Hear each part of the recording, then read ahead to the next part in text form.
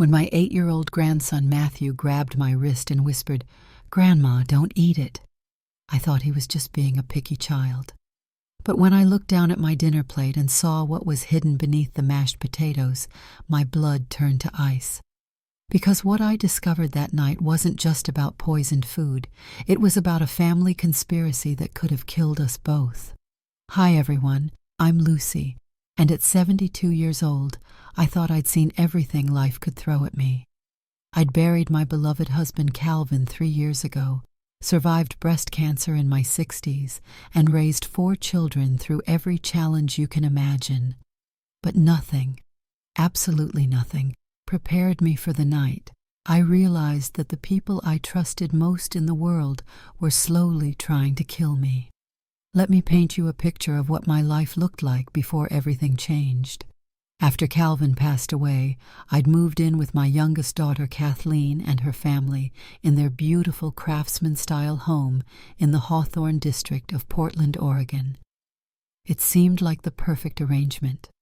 I could help with my grandson Matthew, while Kathleen and her husband Victor Cooper both worked demanding jobs, and I wouldn't have to face the loneliness of an empty house filled with 45 years of memories. Kathleen had always been my baby, the child who needed me most, even as an adult.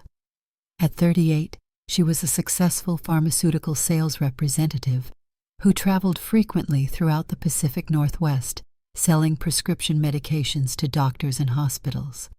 Her husband Victor, whom she'd married 2 years earlier, worked as an insurance adjuster for a major company downtown. On paper, they were the perfect modern family, educated, financially stable, living in one of Portland's most desirable neighborhoods. And then there was Matthew, my precious grandson, the light of my life since the day he was born. Matthew was Kathleen's son from her first marriage, and Victor had legally adopted him when he married Kathleen. At 8 years old, Matthew was curious, intelligent, and had this wonderful way of seeing the world that reminded me so much of Calvin when he was young. He loved dinosaurs, asked endless questions about everything, and had this infectious laugh that could brighten my darkest days. For the first year after I moved in, our household felt like a warm, loving family. I had my own suite on the main floor, a bedroom, small sitting area, and private bathroom that gave me independence while keeping me close to family. I cooked dinner most nights, helped Matthew with his homework, and felt useful and loved in ways I hadn't experienced since Calvin's death. But looking back now, I can see that things started changing gradually, so subtly that I didn't notice the shift until it was almost too late. It began with small things. Kathleen, who had always been affectionate and chatty, started seeming distracted when she came home from work. Victor, who had initially been welcoming and kind, began making little comments about the challenges of multi-generational living.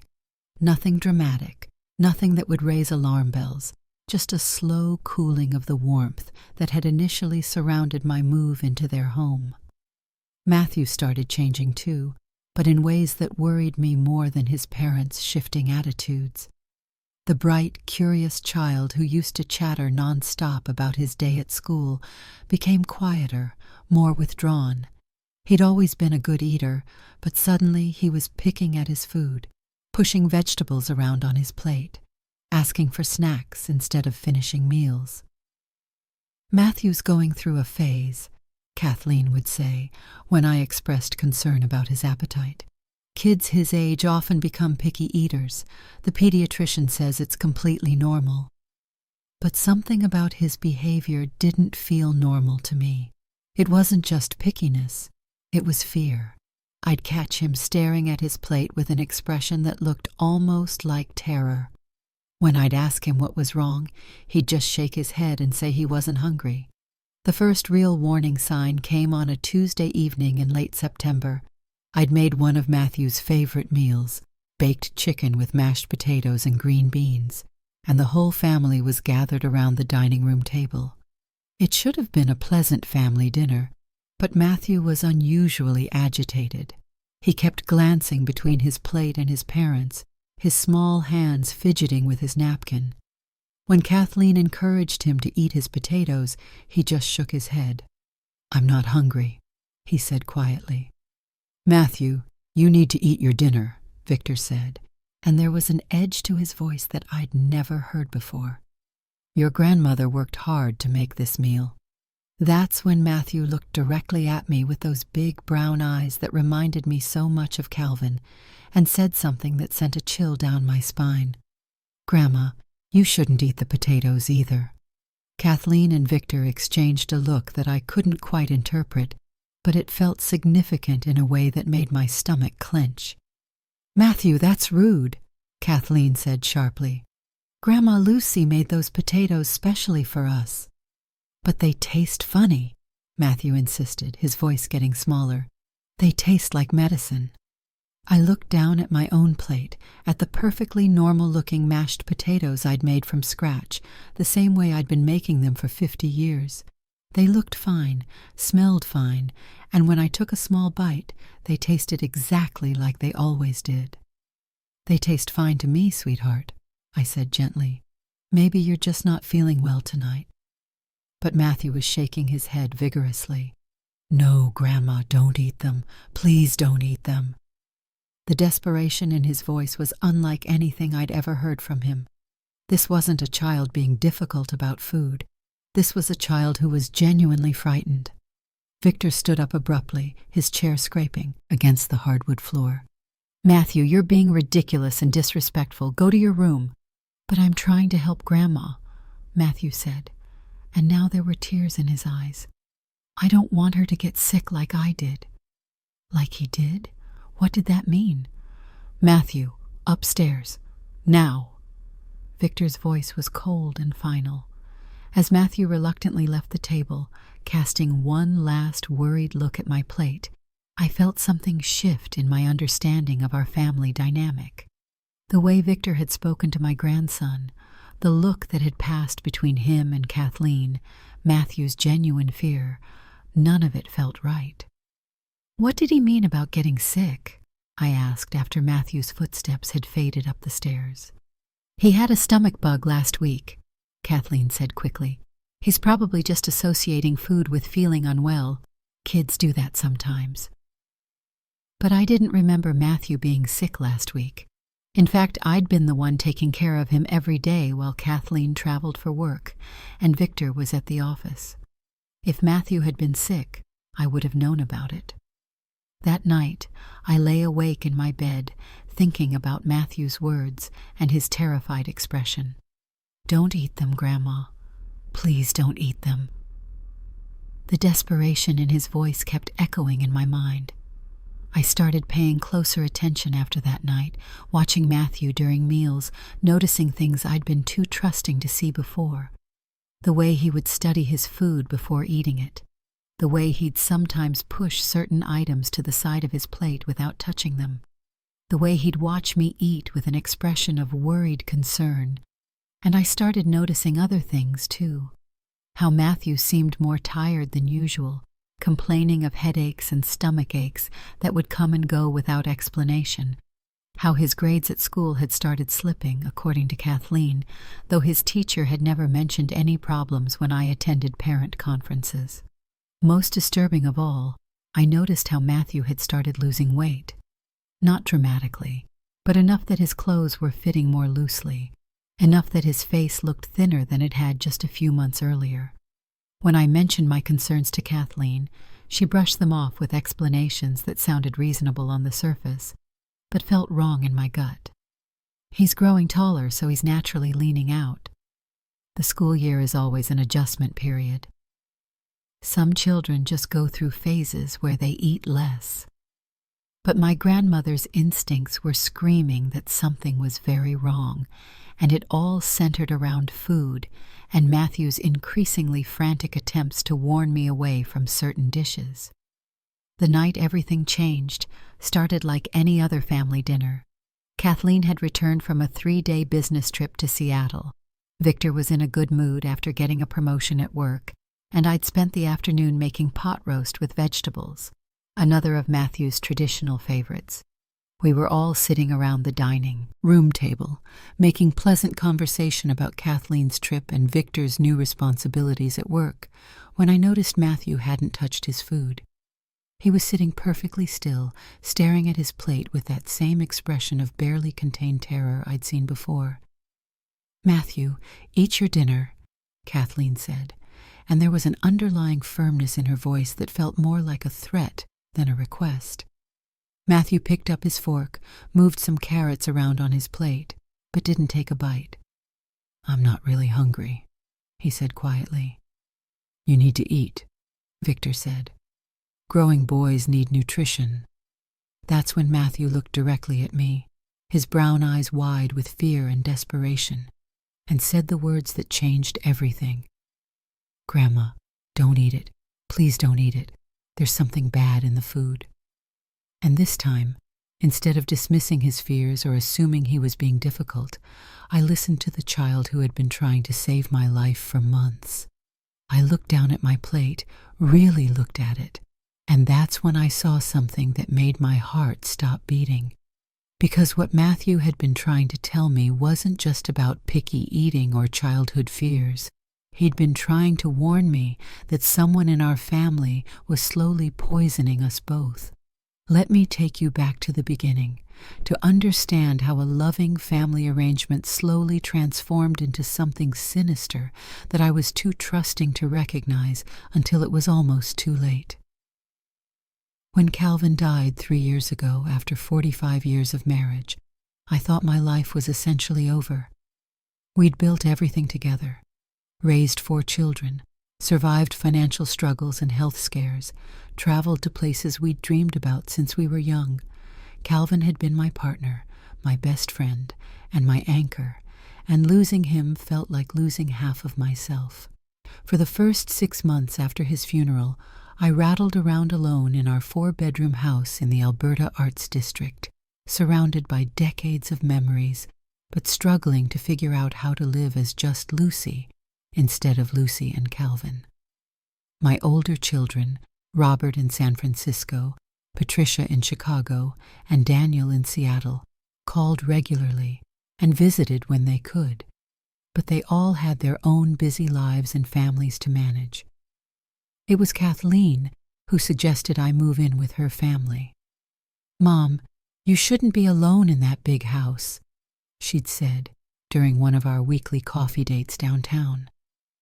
"Matthew adores you, and it would be so helpful to have you around when Victor and I are both working. We have that beautiful main floor suite that's just sitting empty." The idea had appealed to me for several reasons. Kathleen had always been the child who needed me most, even as an adult. She'd struggled through a difficult divorce when Matthew was 3, and I'd helped her through those challenging years of single motherhood. When she'd met Victor Cooper 2 years later, I'd been thrilled to see her happy again, to see Matthew gain a father figure who seemed kind and stable. Victor had impressed me from the beginning. He was intelligent, well-educated, and had a good job as an insurance adjuster with Pacific Northwest Insurance Group. He'd been patient with Matthew during the adjustment period of blending their family, and he'd treated me with respect and warmth during our interactions. When he'd proposed to Kathleen, I'd given them my wholehearted blessing. Moving in with them had seemed like the perfect solution to everyone's needs. I could help with Matthew while maintaining my independence. Kathleen could travel for her pharmaceutical sales job without worrying about childcare, and Victor could focus on his demanding career knowing that family responsibilities were covered. The house itself was perfect for our arrangement. Built in 1924, the craftsman-style home had been beautifully renovated while maintaining its original character. My suite on the main floor included a spacious bedroom, a small sitting area with built-in bookshelves where I could display my collection of mysteries and biographies, and a private bathroom with a walk-in shower. I had my own entrance through the side porch, but I was also connected to the main house through the kitchen, which made me feel independent, but not isolated. For the first year, our arrangement felt like a blessing for everyone involved. I established routines that made me feel useful and appreciated. Most mornings, I'd get up early to make breakfast and pack Matthew's lunch for school. I'd walk him to Hosford Middle School, just 4 blocks away, enjoying our conversations about his classes, his friends, and whatever book we were reading together in the evenings. During the day, while Kathleen was often traveling and Victor was at work, I'd handle household tasks that helped the family function smoothly: grocery shopping, laundry, meal planning, and preparation. I'd also maintained my volunteer work at the Central Library downtown, reading to children twice a week and helping with their literacy programs. When Matthew came home from school, we'd have our special grandmother-grandson time.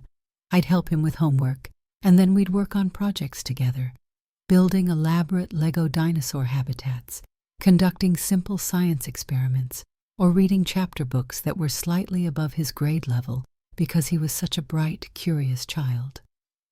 Matthew had always been the light of my life, but living with him daily deepened our bond in ways that filled the hole Calvin's death had left in my heart. He reminded me so much of Calvin at that age, endlessly curious, asking thoughtful questions about everything from why leaves change colors to how computers work to what happens to people after they die. "Grandma Lucy," he'd say, settling into the reading chair in my sitting area, "tell me about when you and Grandpa Calvin were young."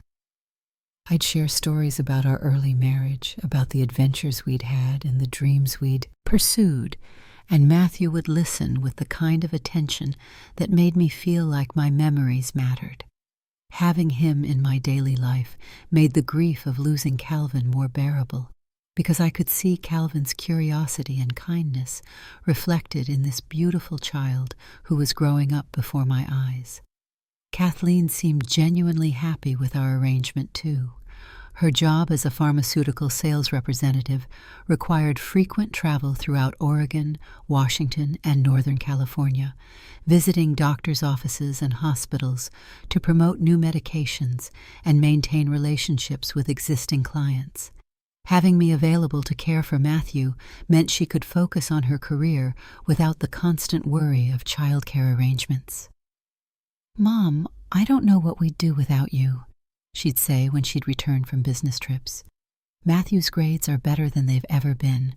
The house runs so smoothly, and I can actually concentrate on work knowing he's with someone who loves him." Victor had initially been welcoming and appreciative as well. He'd grown up in a family where grandparents lived far away, so having me as part of their household was a new experience for him.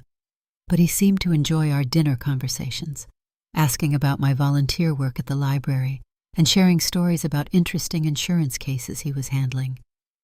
"Lucy, you've brought such stability to our home," he'd told me after I'd been living there about 6 months. "Kathleen's career is thriving because she knows Matthew is in good hands, and I can see how much happier he is having you here every day." But sometime around the 15-month mark, things started shifting in ways so subtle that I initially attributed them to normal family adjustments, rather than anything concerning. Kathleen began seeming more stressed when she returned from business trips, distracted in ways that felt different from normal work pressure. She'd always been organized and detail-oriented, but she started becoming almost obsessive about certain things: how the kitchen was organized, what groceries I was buying, what activities Matthew was participating in at school.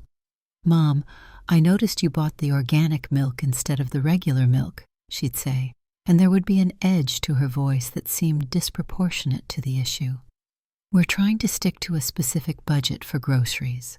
Or, "Matthew mentioned that you helped him with his science project differently than how his teacher instructed. We need to make sure he's following directions exactly as given."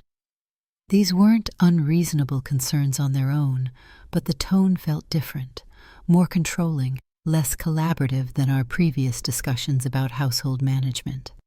Victor's attitude shifted too, though in ways that were initially so subtle I almost missed them. The warm appreciation he'd shown during my first year living there gradually gave way to a kind of distant politeness. He'd still say thank you, when I'd prepare dinner or mention that he appreciated my help with Matthew, but the words felt perfunctory rather than genuine. More concerning were the occasional comments he'd make about the challenges of multi-generational living, usually framed as general observations rather than specific complaints about our situation. "Some families just aren't meant to live together long term," he'd say during dinner conversation. "Independence is important for everyone's mental health." Or, "I read an article about how elderly people sometimes struggle with feelings of uselessness when they're not maintaining their own households." These comments always felt pointed, though he'd deliver them in a casual tone that made it difficult to address them directly. But they created an undercurrent of tension that hadn't existed before, a sense that my presence in the house was being evaluated rather than simply appreciated. The changes in Matthew were the most troubling, though they developed so gradually that I didn't immediately recognize them as warning signs. The bright, chatty child who had always shared every detail of his day started becoming more reserved. He'd still do his homework with me and participate in our evening reading time, but something fundamental had shifted in his demeanor. He started having more frequent complaints about minor physical ailments, headaches, stomach aches, feeling tired even after a full night's sleep. When I'd suggest we call his pediatrician, Kathleen would dismiss my concerns. "Growing pains," she'd say. "All children go through phases where they don't feel well for minor reasons." But these didn't feel like normal childhood complaints to me. Matthew had always been a healthy, energetic child, and the frequency of his physical discomfort seemed unusual. More puzzling were the changes in his eating habits. Matthew had always been a good eater, enthusiastic about trying new foods, and rarely complained about meals. But he started becoming inexplicably picky, pushing food around on his plate, asking for different portions, or claiming he wasn't hungry even for dishes that had previously been favorites. "Matthew's taste buds are changing," Kathleen would explain when I expressed concern about his decreased appetite. "It's normal for children his age to go through phases of pickiness." But watching him during meals, I started noticing behaviors that seemed more like fear than pickiness. He'd study his food carefully before eating it, sometimes holding bites up to examine them closely. He'd eat some items on his plate while completely avoiding others, but not in the consistent way typical picky eaters do. More like someone who was being cautious about specific dishes or ingredients. Most disturbing was the way he'd started watching me during meals, with an expression of concern that seemed far too mature for an 8-year-old. Sometimes I'd catch him staring at my plate with a worried frown, as if he was trying to figure out how to communicate something important, but couldn't find the words. The first time he directly warned me about food was during that Tuesday dinner in September. But looking back, I realized there had been subtler attempts before that, moments when he'd suggest I might not want to eat certain dishes, or when he'd offer to help me in the kitchen in ways that seemed designed to monitor what ingredients were being used. By October, I was starting to feel like a stranger in a house where I'd once felt completely comfortable and loved. The warm family dynamic that had made the arrangement feel perfect was being replaced by something more tense and watchful, though I couldn't pinpoint exactly what had changed or why.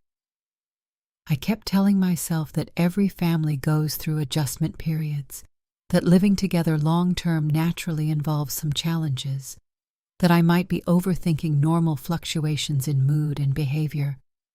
But my instincts, the same instincts that had kept me safe through 72 years of life, were starting to whisper that something was very wrong in our household.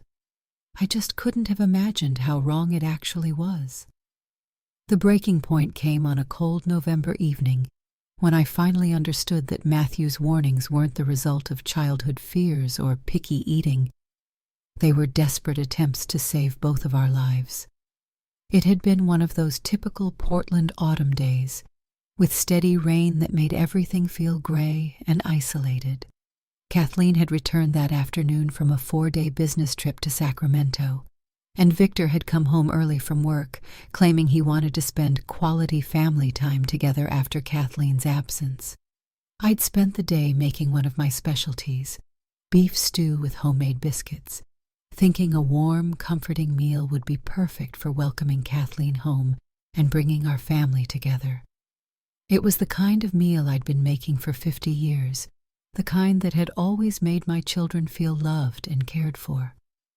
But as we gathered around the dining room table that evening, I could feel an undercurrent of tension that had nothing to do with the weather outside. Matthew had been unusually quiet since coming home from school, sitting at his homework desk in the kitchen while I cooked, but not engaging in our usual after-school conversation. When I'd asked about his day, he'd given one-word answers and kept glancing toward the stove where the stew was simmering. "Are you feeling all right, sweetheart?" I'd asked, placing my hand on his forehead to check for fever. "I'm fine, Grandma Lucy," he'd said, but his voice was small and he wouldn't meet my eyes. Now, sitting at the dinner table with steaming bowls of stew in front of us, Matthew was exhibiting behavior that set off every alarm bell in my head. He was staring at his bowl with an expression of pure terror, his small hands gripping his spoon so tightly his knuckles were white. "This smells wonderful, Mom," Kathleen said. But there was something artificial about her enthusiasm. "You always make the best comfort food." Victor nodded in agreement, already taking hearty spoonfuls of the stew. "Lucy, you've outdone yourself. This is delicious." But Matthew hadn't touched his food. He was sitting perfectly still, looking between his bowl and my bowl with increasing agitation. "Matthew, eat your dinner," Kathleen said, and there was an edge to her voice that I'd been hearing more frequently lately. "Grandma Lucy worked hard to make this special meal for our family." "I'm not hungry," Matthew whispered, pushing his bowl slightly away from him. "You haven't eaten since lunch," Victor said firmly. "Growing boys need proper nutrition." That's when Matthew looked directly at me with those expressive brown eyes that reminded me so much of Calvin, and said something that made my blood run cold. "Grandma Lucy, don't eat the stew. Please don't eat it." The silence that followed was deafening. Kathleen and Victor exchanged a look that I couldn't interpret, but it felt loaded with meaning and urgency. "Matthew, that's extremely rude," Kathleen said sharply. "Apologize to Grandma Lucy immediately." "But there's something wrong with it," Matthew insisted, his voice growing more desperate. "There's medicine in it, bad medicine." Medicine? What was he talking about? "Matthew, you're being ridiculous," Victor said, and his tone was colder than I'd ever heard it. "There's nothing wrong with the stew. Your grandmother is an excellent cook." But Matthew was shaking his head frantically. "No, there is something wrong. I can smell it. It smells like the pills you give me." "Pills? What pills?" I looked at Kathleen and Victor, expecting them to clarify what Matthew was talking about. But instead I saw something that made my stomach clench with fear. They weren't confused by Matthew's statement. They were angry about it. "Matthew, go to your room," Kathleen said, her voice sharp and final. "You're being disrespectful and disruptive." "But I'm trying to help Grandma Lucy," Matthew said, and now there were tears in his eyes. "I don't want her to get sick like I've been getting sick." "You haven't been sick," Victor said quickly. "You've been perfectly healthy." But that wasn't true. Over the past several weeks, I'd noticed Matthew complaining more frequently about headaches, stomach aches, and feeling tired. I'd attributed it to normal childhood ailments, but now Matthew was suggesting there was a connection to medication. "What pills is he talking about?" I asked, looking between Kathleen and Victor. "He's confused," Kathleen said dismissively. "Sometimes when children take vitamins or cold medicine, they think every medication is the same." "But I haven't given him any medication recently," I said. "And he's talking about pills you give him, not pills I give him." The look that passed between Kathleen and Victor was unmistakably one of panic. "Matthew has been taking some supplements for his growth," Victor said carefully. "The pediatrician recommended them because he's been lagging behind his growth curve." That was news to me. As Matthew's primary caregiver during the day, I would have expected to be involved in discussions about any medical concerns or treatments, and Matthew had always seemed perfectly healthy and normal-sized for his age. "What kind of supplements?" I asked. "Just vitamins," Kathleen said quickly. "Nothing you need to worry about." But Matthew was shaking his head vigorously. "They're not vitamins. They make me feel sick and sleepy, and they smell like what's in the stew." I looked down at my bowl of stew, which appeared completely normal. Rich brown broth, tender chunks of beef, carrots, and potatoes. I'd made this exact recipe hundreds of times over the years. But now, paying attention in a way I hadn't before, I detected something Matthew was right about. There was a faint, slightly medicinal smell underneath the normal aromas of beef and vegetables. "Matthew, I need you to tell me exactly what you're talking about," I said gently. "What pills have been making you feel sick?"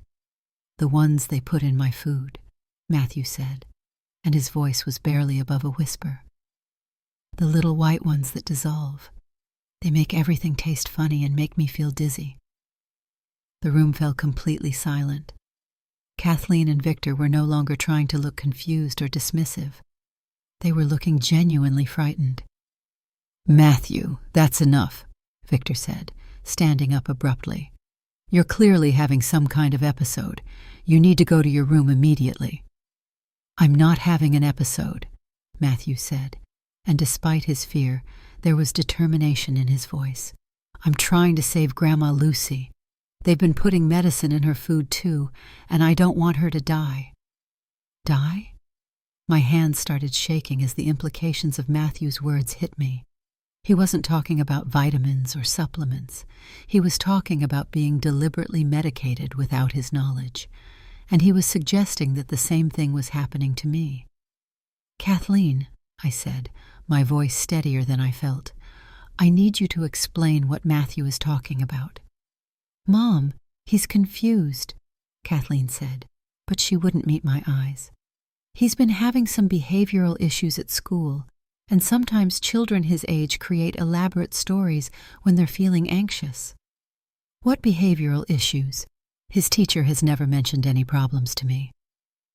"Well, maybe you're not as involved in his school life as you think you are," Victor said, and there was a nastiness in his tone that I'd never heard before. That comment felt like a slap. I was the one who walked Matthew to school every morning, attended every parent conference, helped with every homework assignment, and volunteered for classroom activities.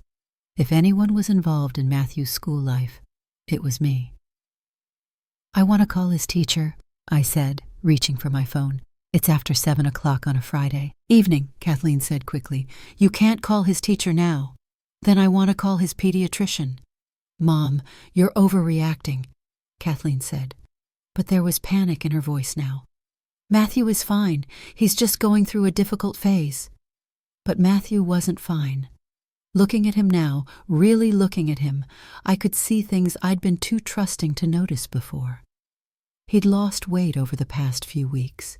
His face looked thinner, and there were dark circles under his eyes that I'd attributed to normal childhood tiredness.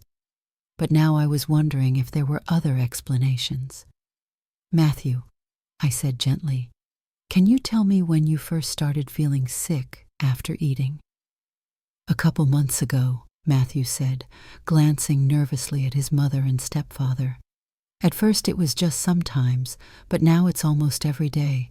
The food tastes different, and then I feel funny." "What kind of funny?" "Sleepy and dizzy, and sometimes my tummy hurts really bad." Those were symptoms of medication side effects, not normal childhood illness. "And you think they've been putting medicine in my food too?" Matthew nodded solemnly. "I've been watching. They do things to your food when you're not looking, and lately you've been taking more naps and saying you feel tired." He was right. Over the past month, I had been feeling more tired than usual, needing afternoon naps that I'd never required before. I'd attributed it to the shorter daylight hours and seasonal changes, but now I was wondering if there were other explanations. "That's enough," Victor said, his voice rising. "Matthew, go to your room immediately, or there will be serious consequences." "What kind of consequences?" I asked, and my voice had an edge to it now, too.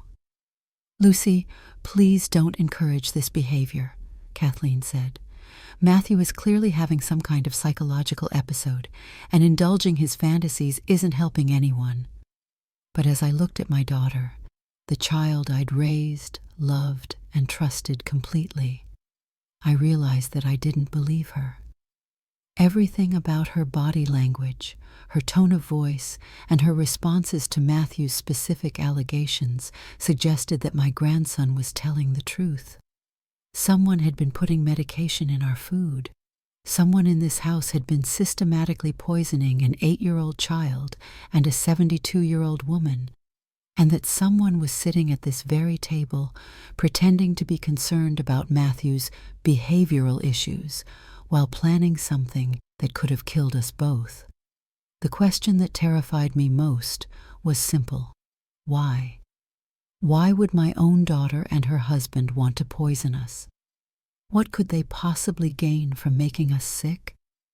As I sat there looking at my untouched bowl of stew, the answer hit me like a physical blow. Insurance money. Life insurance, health insurance, disability insurance. Victor worked in the insurance industry, and he would know exactly how to make someone's death or serious illness look accidental or natural.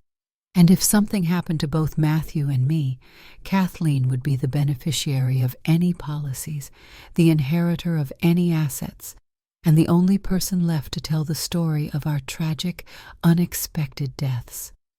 I pushed my bowl away from me and made a decision that probably saved both our lives. "Matthew, get your coat. We're leaving." The moment I told Matthew to get his coat, the atmosphere in our dining room shifted from tense to dangerous. Kathleen and Victor's masks of parental concern dropped completely, replaced by expressions that told me everything I needed to know about how much trouble we were really in.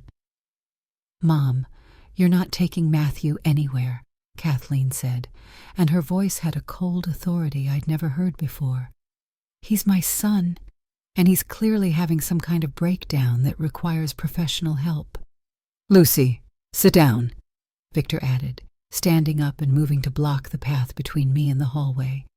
"Let's all take a deep breath and discuss this rationally." But rationality had nothing to do with the situation we were in. My instincts, the same instincts that had kept me safe for 72 years, were screaming that Matthew and I were in immediate danger, and that our only chance of survival was getting out of that house immediately. "Matthew, go get your coat right now," I repeated, my voice firm despite the fear coursing through my veins. Matthew didn't hesitate. He jumped up from his chair and ran toward the front hallway, with Kathleen close behind him. "Matthew, stop," she commanded. "You're not going anywhere with Grandma Lucy tonight." "But I want to go with her," Matthew called back, and I could hear the fear in his voice. "I don't want to stay here." I stood up from the table, my legs surprisingly steady, considering how much my hands were shaking. "Kathleen, I'm taking my grandson out for some fresh air and a change of scenery. We'll be back later." "No, you won't," Victor said, and now he was standing directly in front of me. "Lucy, I think you're having some kind of cognitive episode. Maybe we should call your doctor." Cognitive episode. The phrase hit me like a slap. They weren't just planning to poison us. They were already building a narrative to explain away our deaths or incapacitation. An elderly woman with cognitive decline and a sick child who died from mysterious illnesses that could be attributed to natural causes or accidents. "Get out of my way, Victor," I said quietly. "I can't let you take Matthew when you're clearly not thinking clearly," he replied, but his concern was completely unconvincing. "What if something happens to him while he's in your care?" That's when I realized that Victor and Kathleen had probably been planning this conversation for weeks. They had responses ready for my questions, explanations prepared for Matthew's allegations, and a strategy for preventing us from leaving the house or seeking help. But they hadn't counted on me figuring out their plan before it was too late to fight back. "Matthew," I called toward the front hallway, "bring me my purse from the side table." "Lucy, you're not taking my son anywhere," Kathleen said, and now there was open hostility in her voice. "I'm calling Dr. Peterson to come evaluate your mental state." Dr. Peterson was my primary care physician, an older man who'd been treating me since Calvin's death. If Kathleen convinced him that I was having cognitive problems, he might support their claims that I was unfit to care for Matthew or make decisions about my own safety. "Call whoever you want," I said, "but we're leaving this house right now." Matthew appeared with my purse, his face pale but determined. "I got your coat too, Grandma Lucy." "Good boy," I said, taking both items from him. "Put on your shoes." Victor moved closer to me, and for the first time since I'd known him, I felt physically threatened by my son-in-law. "Lucy, I'm not going to let you endanger my stepson because you're having paranoid delusions." "They're not delusions," I said, looking him directly in the eye. "And you know exactly what I'm talking about." For a moment, Victor's mask slipped completely, and I saw something in his expression that confirmed my worst fears. He knew I'd figured out what they'd been doing, and he was calculating how to prevent me from exposing them. "Mom, please listen to us," Kathleen said, her tone shifting to false sweetness. "You're not thinking clearly. Matthew has been having behavioral problems at school, and his teacher recommended that he see a child psychologist. He's been creating these elaborate stories as a way of acting out." "What's the teacher's name?" I asked. "What?" "Matthew's teacher. What's her name?" Kathleen hesitated for just a moment too long. "Mrs. Henderson." But I knew that was wrong. Matthew's teacher was Ms. Rodriguez, and she'd never mentioned any behavioral problems during our conversations at pickup or during the parent conference I'd attended just 2 weeks earlier. "You're lying," I said simply. That's when Victor grabbed my arm, not hard enough to leave a bruise, but firmly enough to make his intentions clear. "Lucy, you're coming with me to the living room, and we're going to call Dr. Peterson together. Matthew is going to his room until we can get this sorted out." "Take your hands off me," I said, and my voice was louder than I'd intended. "Grandma Lucy," Matthew called from the hallway, and I could hear the panic in his voice. "It's okay, sweetheart," I called back. "Stay right where you are." But it wasn't okay. Victor's grip on my arm was getting tighter, and Kathleen was moving toward the hallway where Matthew was waiting. I realized that they weren't just planning to prevent us from leaving. They were planning to separate us so they could deal with each of us individually.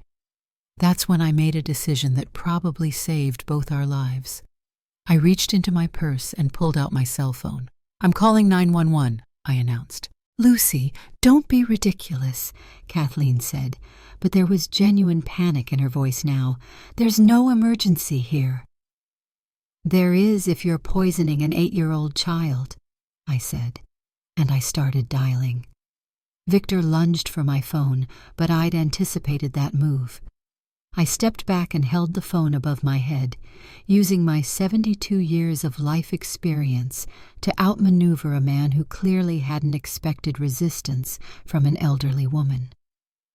911, what's your emergency?" the dispatcher answered. "This is Lucy Patterson at 3247 Hawthorne Boulevard," I said quickly. "I need police assistance immediately. My daughter and her husband have been poisoning my grandson and me." "Ma'am, can you repeat that?" "They've been putting medication in our food without our knowledge. My 8-year-old grandson is sick, and I believe we're both in immediate danger." Victor was still trying to reach my phone, and Kathleen was shouting in the background about my cognitive problems and paranoid episodes, but I kept talking to the dispatcher, giving her as much information as I could while backing toward the hallway where Matthew was waiting. "Ma'am, are you in immediate physical danger?" "Yes," I said, as Victor grabbed my wrist again. "They're trying to prevent us from leaving the house. Officers are being dispatched to your location. Can you get to a safe place?" "I'm trying," I said, pulling away from Victor and moving quickly toward Matthew. "Grandma Lucy," Matthew said, running to me and grabbing my free hand. "Are we going to be okay?" "Yes, sweetheart. The police are coming to help us." That's when Kathleen exploded. "Mom, you've lost your mind. You're going to destroy this family with your paranoid fantasies. The only thing destroying this family is you poisoning your own son," I replied, and the words felt surreal coming out of my mouth. How had I gotten to a point where I was accusing my own daughter of attempted murder? But as I looked at Kathleen's face, twisted with anger and desperation, rather than the concern a mother should feel if her child was being falsely accused, I knew that my accusations weren't paranoid fantasies. They were the truth. "Matthew," I said, "we're going to wait outside for the police officers." "You're not taking him anywhere," Victor said, moving to block the front door again. "Victor, the police are already on their way," I said. "If you try to prevent us from leaving, you're going to make this situation much worse for yourself." For a moment, he looked like he might physically stop us anyway, but then we all heard the distant sound of sirens, and his expression shifted from aggression to calculation. "Kathleen," he said quietly, "we need to get our story straight." And that comment confirmed everything I'd suspected. They had a story prepared, a narrative that would explain away Matthew's allegations and my suspicions, but they hadn't expected me to figure out their plan and call for help before they could implement it. "Come on, Matthew," I said, moving toward the door. "We're going to wait outside for the nice police officers." Victor stepped aside, but I could see him and Kathleen whispering urgently to each other as Matthew and I put on our coats and opened the front door. The November air was cold and damp, but it felt like freedom compared to the toxic atmosphere inside the house. Matthew and I sat down on the front porch steps, and I wrapped my arm around his small shoulders. "Grandma Lucy, are we going to be okay?" he asked again. "Yes, sweetheart. You were very brave to try to warn me about the food. You probably saved both our lives." "I was scared they were going to hurt you like they've been hurting me," he said quietly. "How long have they been putting medicine in your food?" "Since right after Mom got back from her big work trip in September. At first it was just sometimes, but then it got to be every day.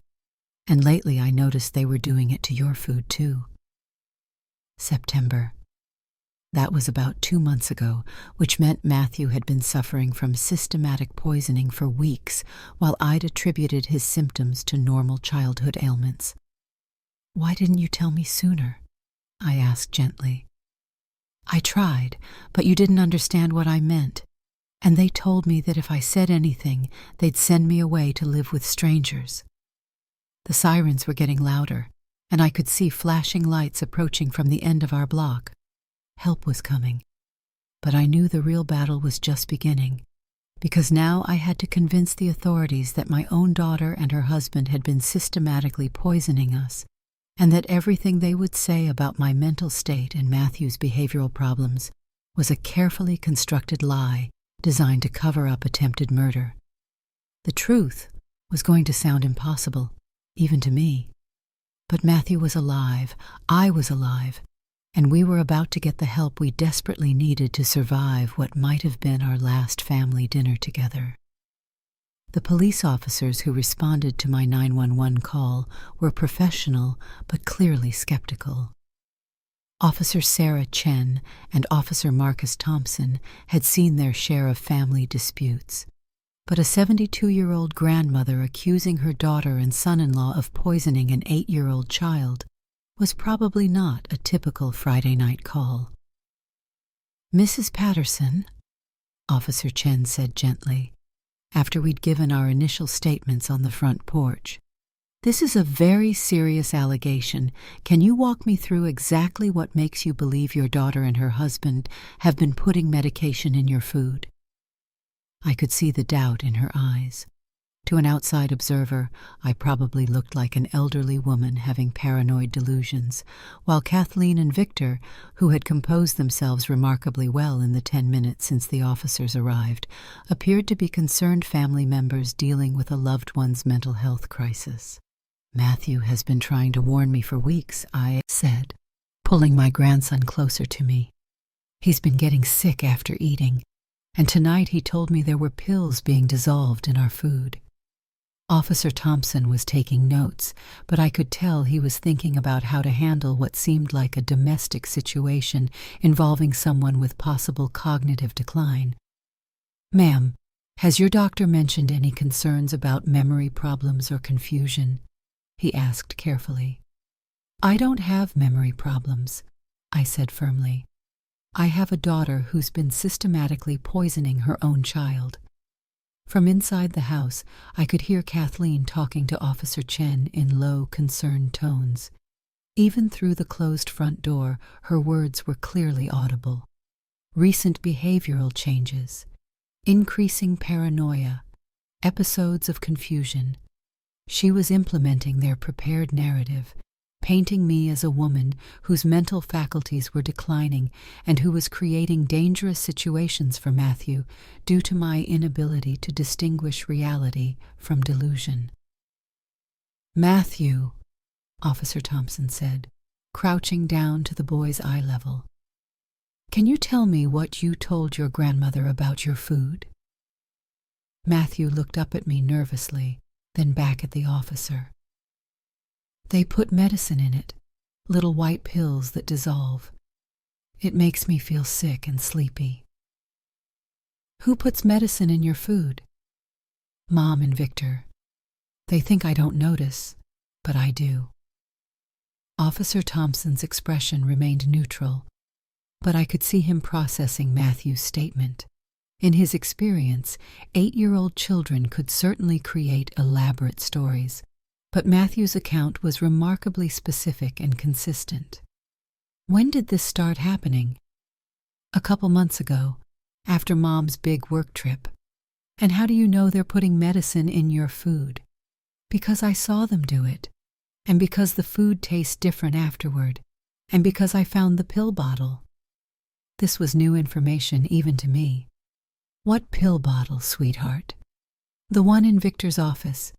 It has a long name I can't read, but there's a picture of the pills on the label, and they look like the ones I saw them putting in my soup." Officer Thompson and I exchanged a look. If Matthew could identify a specific medication, that would be evidence that could either support or contradict his allegations. "Matthew, could you show us this pill bottle?"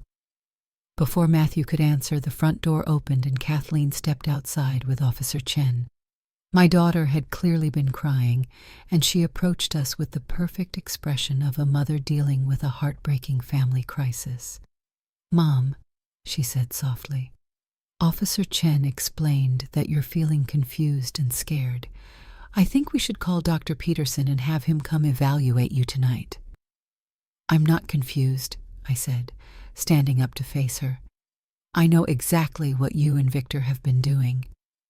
"Mom, please," Kathleen said, and her voice broke in exactly the right way to suggest a daughter's anguish over a beloved parent's mental decline. "You're scaring Matthew with these stories. He's just a little boy." But Matthew wasn't acting like a confused or frightened child.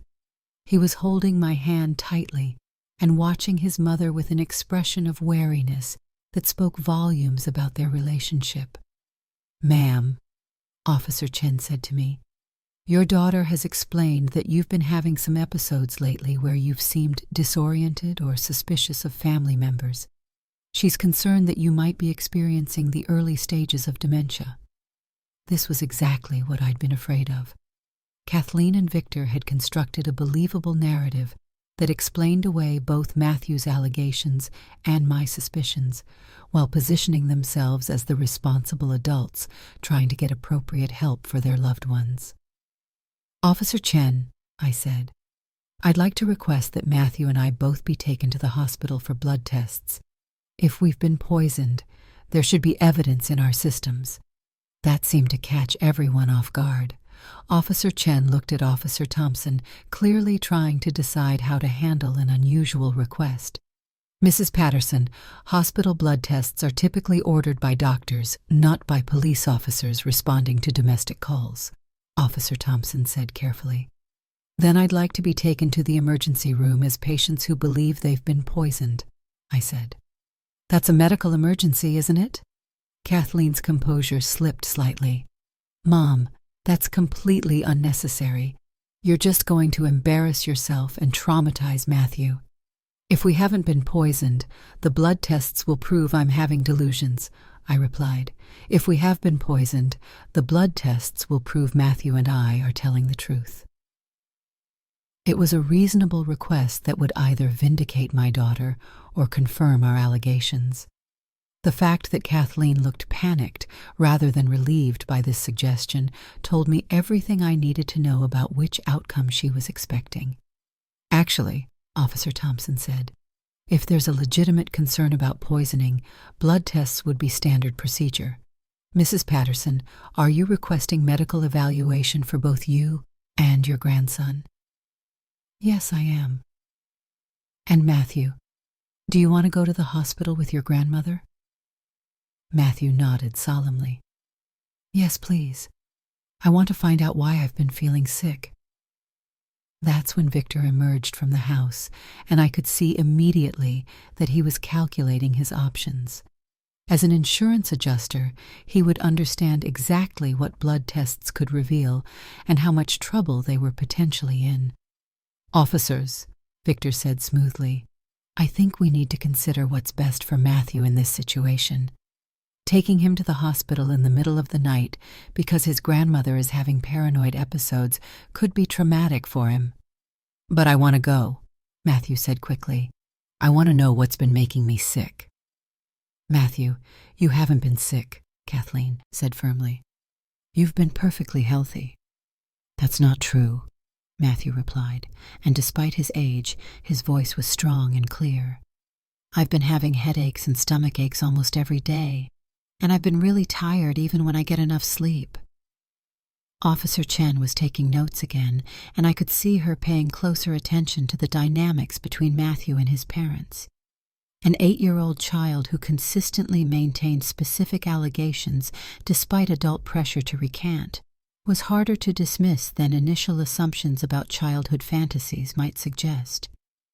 Mrs. Patterson, Officer Thompson said, if you're requesting medical evaluation for potential poisoning, we can transport you and Matthew to the emergency room.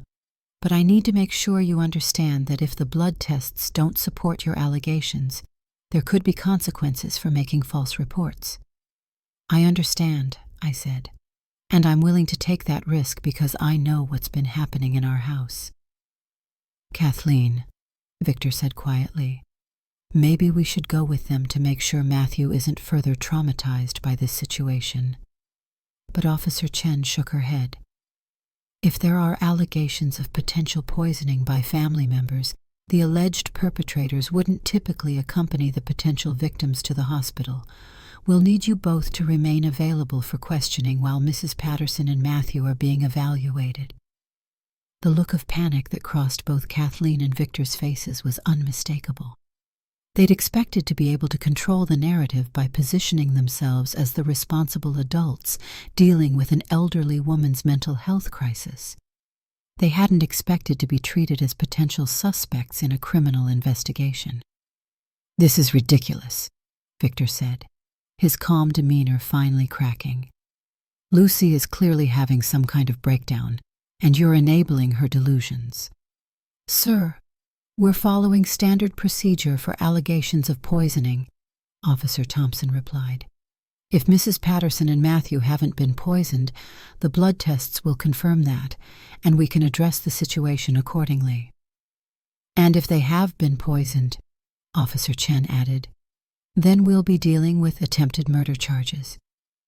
The word murder hung in the air like a death sentence. Because that's what this was really about. Not just making us sick, but potentially killing us. And everyone standing on that front porch knew it. "Matthew," I said gently, "are you ready to go find out why you've been feeling sick?" "Yes, Grandma Lucy. I want to get better." As Officer Chen helped us into the back of the police car, I could see Kathleen and Victor standing in our front doorway, whispering urgently to each other. They looked like people who were realizing that their carefully constructed plan was falling apart and that they were about to face consequences they'd never imagined. "Grandma Lucy," Matthew said quietly as we drove toward the hospital, "what's going to happen to Mom and Victor?" "I don't know, sweetheart, but I know that you're safe now, and that's the most important thing." "Will I still get to live with you?" "If you want to. And if the courts decide that's what's best for you, then yes." Matthew was quiet for a moment, then said something that broke my heart. "I want to live with you. I don't feel safe with them anymore." An 8-year-old child shouldn't have to choose between his mother and his safety, but Matthew had been forced to make that choice, and he'd chosen survival. As we pulled into the hospital parking lot, I realized that our real fight was just beginning. We had to prove that Kathleen and Victor had been systematically poisoning us, and then we had to figure out how to rebuild our lives from the wreckage of a family that had been destroyed by greed and betrayal. But for the first time in months, I felt hopeful. Because Matthew and I were alive, we were together, and we were about to get the help we needed to expose the truth about what had been happening in our home. The nightmare was finally about to end. The blood tests saved our lives and destroyed everything I thought I knew about my own daughter. Dr. Ramona Singh, the emergency room physician who treated Matthew and me that night, found dangerous levels of lorazepam in both our blood systems, a powerful anti-anxiety medication that can cause drowsiness, confusion, and memory problems in elderly patients, and potentially fatal respiratory depression in children when given in inappropriate doses. "Mrs. Patterson," Dr. Singh said gently as she reviewed our test results, "the levels we're seeing suggest systematic poisoning over an extended period. Matthew could have died if this had continued much longer."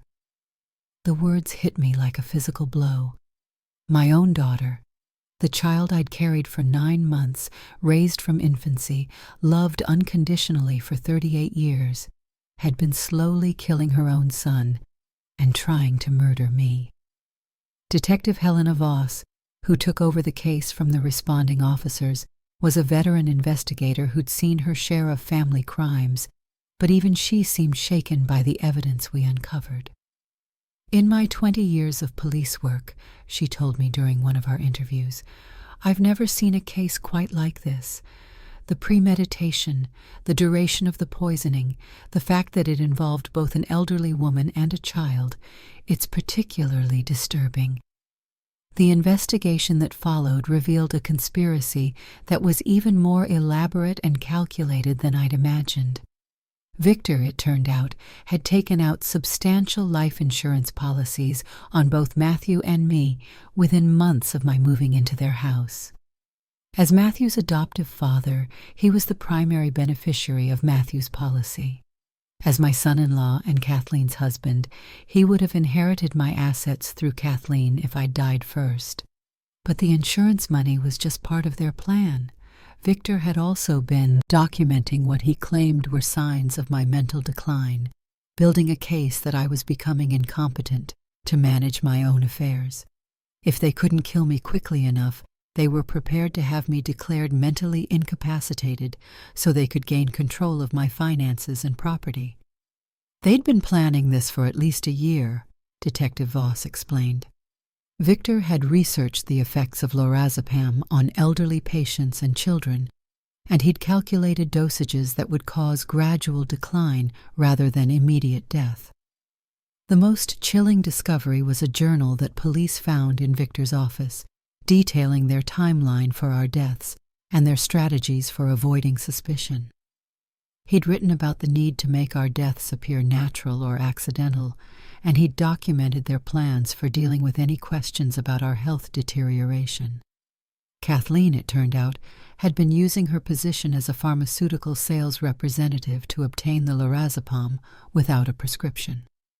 As someone who visited doctors' offices and hospitals regularly, she had access to sample medications and knew how to acquire controlled substances without leaving a clear trail. "Your daughter was the one who suggested the insurance policies," Detective Voss told me. "She approached Victor with the idea of taking out life insurance on you and Matthew, claiming she was worried about financial security if something happened to family members." The betrayal was so complete, so calculating, that I struggled to process how the child I'd raised could have become capable of such evil. But as the investigation continued, I learned that there had been warning signs I'd missed or explained away. Matthew's previous father, Kathleen's first husband, had died in what was ruled an accidental drowning 3 years earlier. At the time, I'd supported Kathleen through what I believed was tragic widowhood. But now investigators were reopening that case, looking for signs that his death might not have been accidental. "Did you ever notice anything unusual about your former son-in-law's death?" Detective Voss asked. "He was always a strong swimmer," I admitted. "And the circumstances were strange. He supposedly went swimming alone at night at a beach where he'd never gone before, but Kathleen said he'd been drinking and making poor decisions. We're looking into whether there might have been other factors involved. The possibility that Kathleen had been killing people for years, that she'd murdered Matthew's biological father and then set her sights on Matthew and me, was so horrifying that I couldn't fully accept it, even as the evidence mounted. The trial took place 8 months after that terrible November night. Matthew and I both testified about our experiences, and the physical evidence, the blood tests, the insurance policies, Victor's journal, the medication that Kathleen had illegally obtained, created an overwhelming case against them. Sitting in that courtroom, watching my daughter and her husband being convicted of attempted murder, conspiracy, and child abuse, I felt like I was watching strangers. The woman who sat at the defendant's table bore no resemblance to the child I'd raised or the mother I'd thought I knew. "Mrs. Patterson," the prosecutor asked during my testimony, "how do you feel about your daughter's actions?" "I don't recognize her," I said honestly. "The daughter I raised would never hurt a child. The woman sitting over there is someone I've never met." Kathleen received 15 years in prison for attempted murder, conspiracy, and child endangerment. Victor received 20 years for the same charges, plus additional time for insurance fraud. Both convictions came with the possibility of additional charges if investigators could prove their involvement in Matthew's father's death. But the legal consequences were just the beginning of our recovery process. Matthew came to live with me permanently after the trial. We moved out of Kathleen and Victor's house immediately after their arrest, and I bought a small 2-bedroom home in the Selwood neighborhood of Portland, close enough to Matthew's school that he could maintain some stability during an incredibly traumatic time. The first year was the hardest. Matthew had nightmares about being poisoned, and he struggled with trusting food that he hadn't seen prepared from start to finish. I had my own struggles with paranoia and hypervigilance, jumping every time the phone rang or someone knocked on our door. "Mrs. Patterson," said Dr. James Whitfield, the child psychologist who worked with Matthew, "both of you are dealing with complex trauma from prolonged abuse by people you should have been able to trust completely. Recovery is going to take time and patience." We both attended therapy, individually and together, to process what had happened to us and learn how to trust the world again. Matthew had to learn that most adults wouldn't hurt him, that food could be safe, and that he didn't have to protect me from dangers that were no longer present. I had to learn that my instincts were trustworthy, that I hadn't been paranoid or overly suspicious, and that my decision to fight back had saved both our lives. You did exactly the right thing, my therapist, Dr. Patricia Morrison, told me repeatedly. You trusted your grandson, you trusted your instincts, and you took action to protect both of you. Slowly, gradually, Matthew and I built a new life together. I became his legal guardian, and we created routines and traditions that helped us both feel safe and loved. We cooked meals together so Matthew could see every ingredient that went into our food. We read books together every night, creating positive associations with bedtime instead of the fear he'd developed during the months of poisoning. Most importantly, we talked openly about what had happened to us. I didn't try to protect Matthew from the truth about his mother's actions, but I helped him understand that her choices didn't reflect on his worth or value as a person. "Grandma Lucy," he asked one evening as we were making dinner together, "why did Mom want to hurt us?" "I don't know, sweetheart. Sometimes people make choices that are so wrong and hurtful that even the people who love them can't understand why." "Do you think she ever really loved me?" That was the hardest question of all, because I honestly didn't know the answer. "I think she loved the idea of you," I said carefully. "But people who truly love someone don't hurt them the way she hurt you." Today, 3 years after that terrible November night, Matthew is 11 years old and thriving. He's an honor student, plays soccer, and has friends who come over for sleepovers where they eat pizza and stay up too late playing video games. He still sees Dr. Whitfield occasionally, but his nightmares have stopped, and he's learned to trust that the adults in his life now, his teachers, his coaches, his friends' parents, and me, have his best interests at heart. I'm 75 now, and I've learned lessons about trust, intuition, and family that I never expected to need at this stage of my life.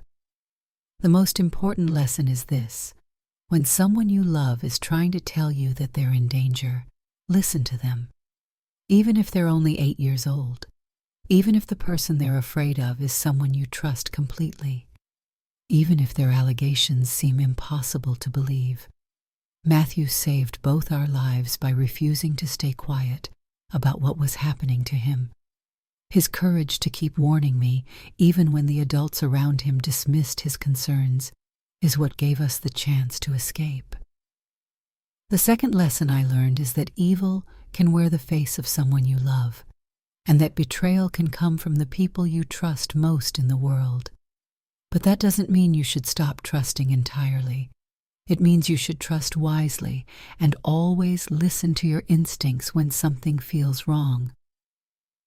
My sister Iris, who has been incredibly supportive throughout this entire ordeal, often asks if I regret moving in with Kathleen's family in the first place. No, I always tell her, because if I hadn't been there, no one would have been watching out for Matthew. He might not have survived what they were doing to him. Sometimes the worst thing that happens to you is also the thing that allows you to save someone else. Matthew and I saved each other. He saved me by warning me about the poison, and I saved him by listening when no one else would. We've created a family built on honesty, trust, and genuine love. We've learned that family isn't just about blood relationships. It's about people who protect each other, who listen to each other, and who choose to build something good together, even after experiencing something terrible. When my grandson said, "Grandma, don't eat it," he wasn't just warning me about poisoned food. He was asking me to choose him over his mother, truth over denial, and courage over comfort. I'm grateful every day that I made the right choice, because it gave us both the chance to build a life worth living, together, safely, and with the knowledge that we'll always protect each other from whatever dangers the world might hold. That's the most important lesson of all. Sometimes love means fighting for someone, even when that fight destroys everything you thought you knew about your family. Sometimes love means choosing survival over sentiment, truth over loyalty, and the future over the past. And sometimes, when an 8-year-old child trusts you enough to tell you the truth about something terrible, the most loving thing you can do is believe them and act to keep them safe. That's exactly what we did, and it saved both our lives.